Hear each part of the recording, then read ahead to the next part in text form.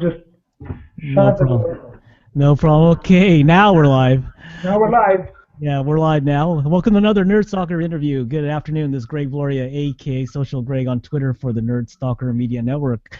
Today we speak with David Vigano, the CEO and co-founder of Sensoria, a company designing, developing, and producing body-sensing wearable devices that improves people's lives. And we'll let David talk a little bit about that in a little bit.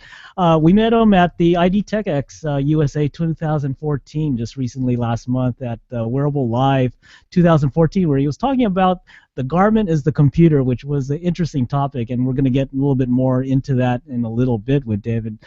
Quickly about him, he's a former Microsoft executive with over 25 years of sales, marketing, I guess executive product management experience across the board. And while at Microsoft, he also had his experience in the health services area, where it currently shows in the Sensoria product line that they're offering as well. So anyway, good afternoon, David. Thanks for joining us here on Nerd Stalker Live from Redmond, Washington. Thank you for having me, Greg. It's a pleasure talking to you. Redmond, Washington. You didn't go very far from Microsoft, did you? No, absolutely not. We're just a few blocks away from the main campus.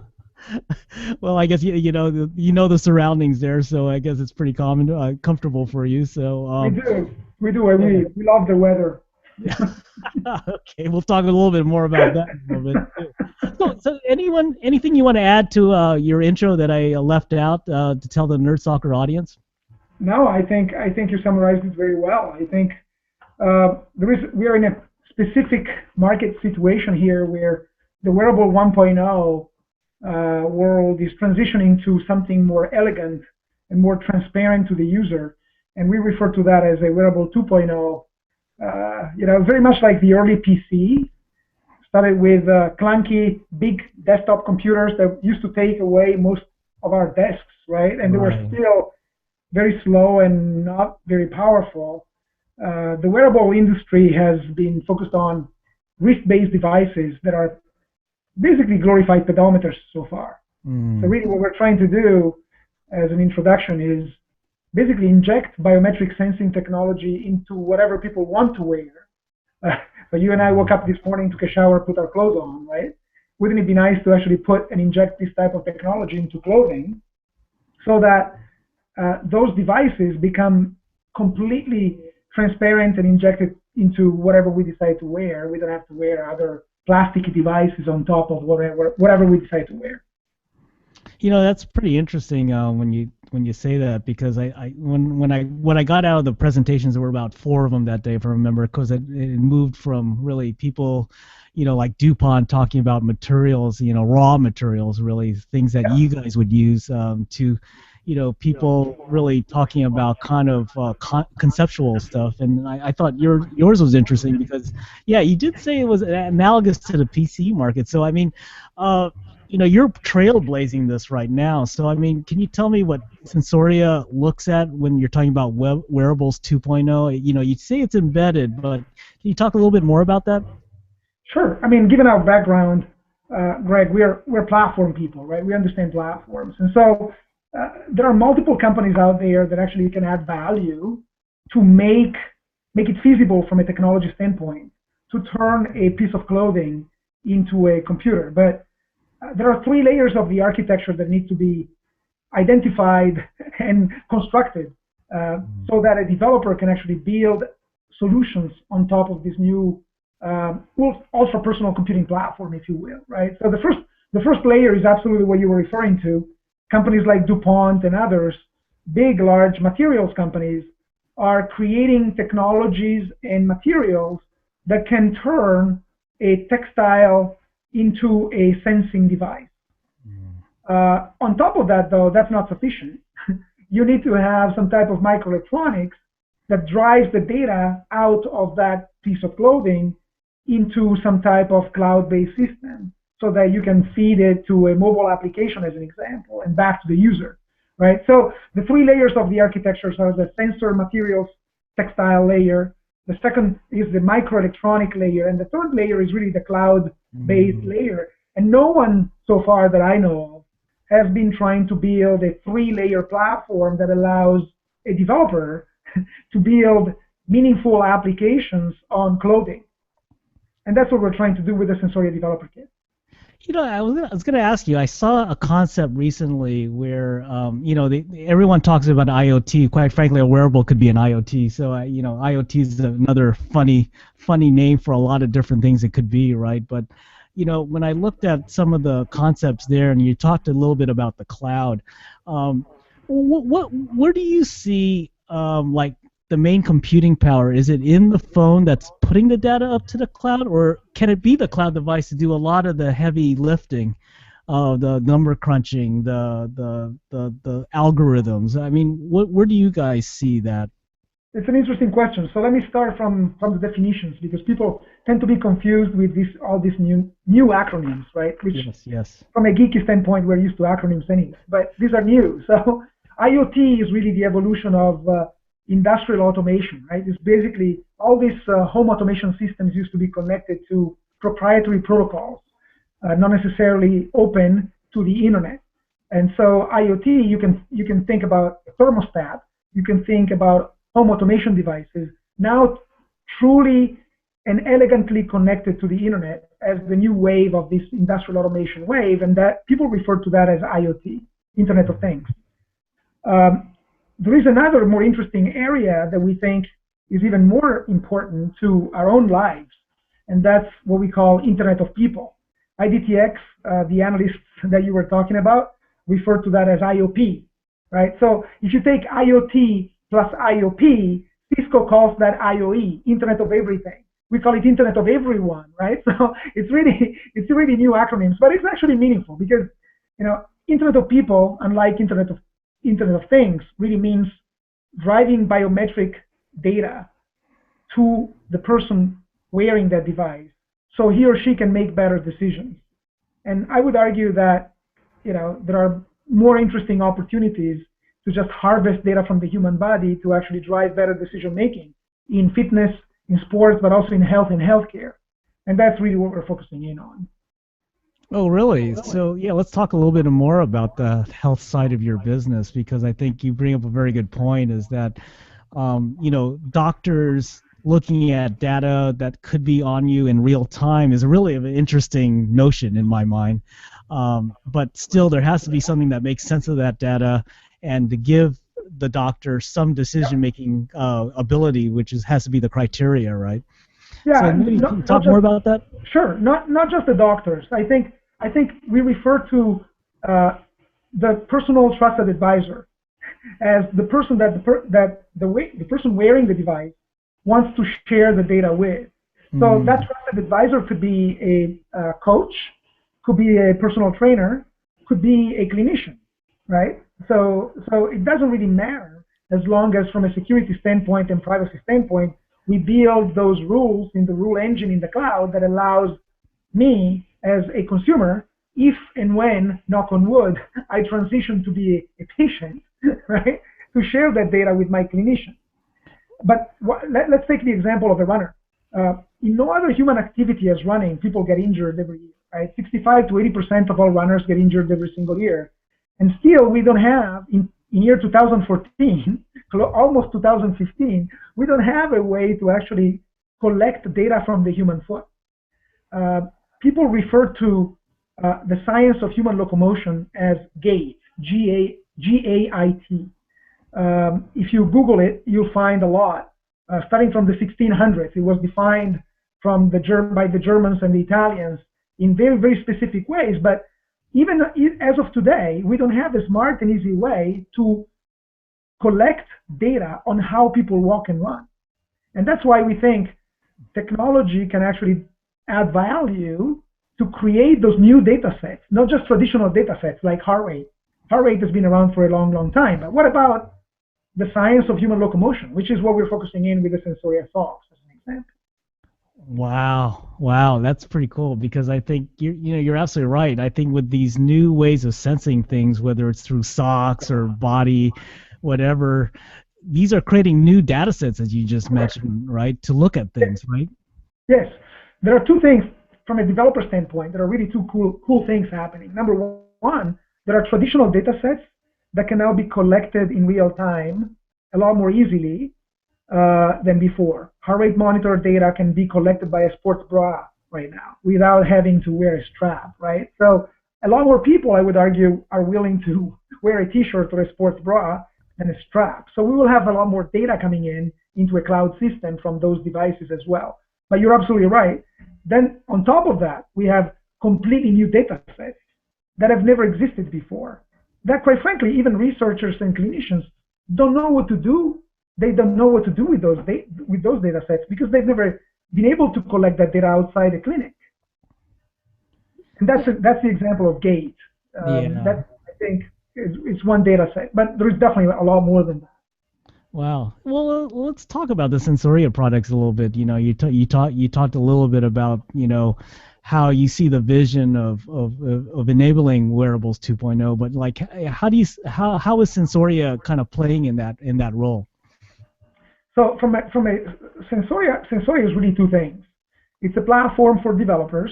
So we have a Sensoria developer kit that we released last year. We have about 50 developers building applications on top of it. But again, as a platform person, we know very well, Greg, that the only way that you can prove that you have a platform is whenever you build applications on top of it, right? Windows needs Excel, and the iPhone needs great apps. Otherwise, they're really meaningless platforms. So we built an application for runners, and the way we built it is actually pretty cool, we think, because it actually proves the point that we were talking about. First of all, I don't know if you can see this, but this is actually the mobile application that you can download from the App Store. It's a free application on the App Store right now. It's called Sensoria Fitness, and it's really focused on runners right now.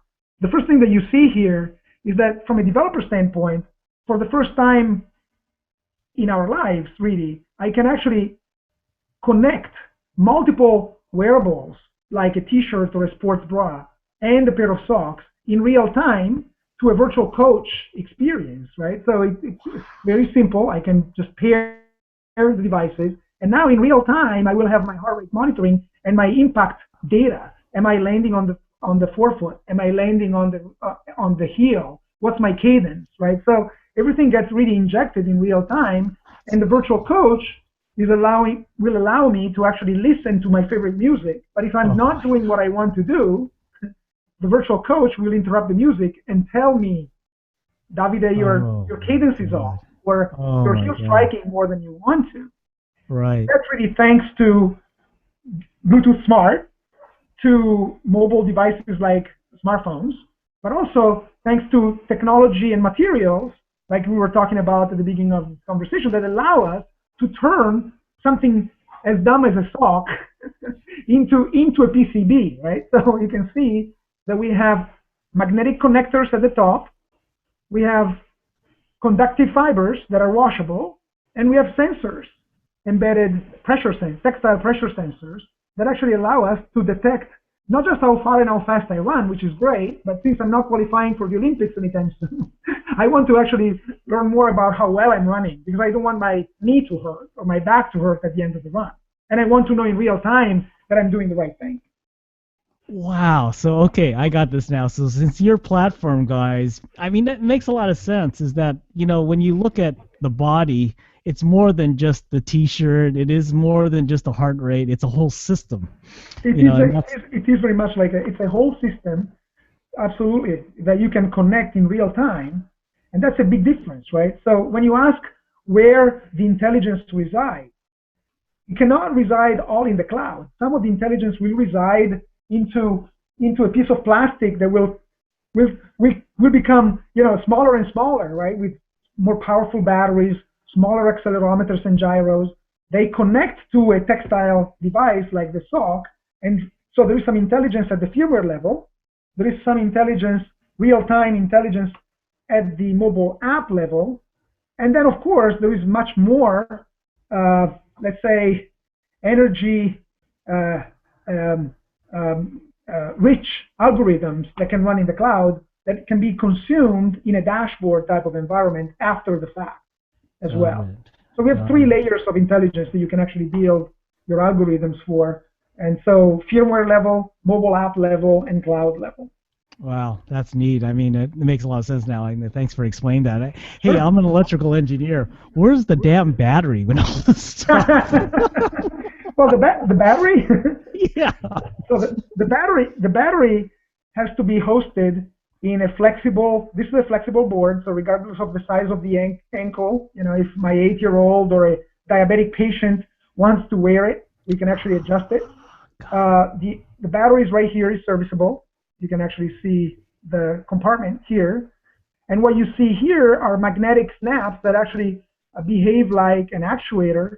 So as soon as you actually connect it to the sock or any type of garment, as a matter of fact, they turn on. So you actually see the LED light turning blue, and so it automatically pairs to your mobile app. Oh my God, that's so cool. That is really cool. I like that. I like that design you have there.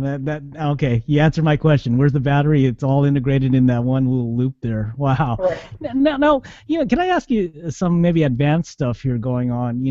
When I was at the show, there was a lot of things called printed electronics, right? Things that are actually able to actually print on flexible substrates. I mean, and that's, in a way, that's still a hard substrate that you were showing me earlier. I mean, do you see that market helping your products like yours out in the near future, or is it really years out at this point? No, I think, well, it really, the answer to your question is really, it depends. You're absolutely right. They still require some type of, let's say, flexible but yet hard surface to be printed on. Right. Some companies, however, have been working on printing on textile. So that's an interesting area that we're exploring, of course. Right now, there are two options, right? You either weave some type of conductive material or with other physical properties material into the garment, like we're doing right now, which is what you need to do for a sock, as an example, or you can print directly on the textile. Now, different type of textiles, of course, are better suited for one or the other option, of course. But even forget the textiles for a second. Making truly flexible board is challenging, right? So everybody talks about it, but then you see most of the devices out there not being truly flexible. They always have a hard part, right, in there. Yeah. But it's not flexible at all, right? So there's still a lot of work that needs to be done. We're learning a lot by actually doing it. But it's not trivial.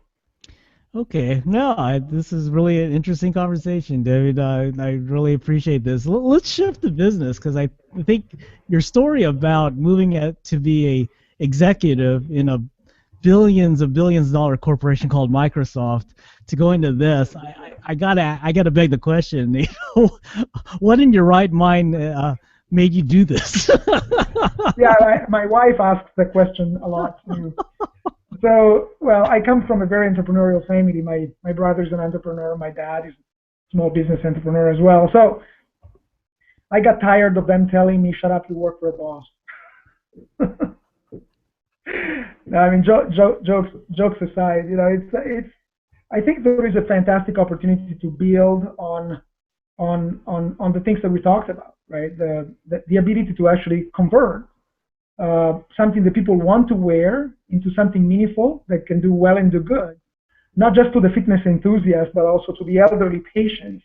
Think about fall detection and prevention as an example, right? So that's why we think that there is a real platform opportunity here, because there are so many scenarios, not just in sports, but in other human activities that could benefit. The patient could benefit, the consumer could benefit, the clinician or the trusted advisor could benefit, and the developers could benefit.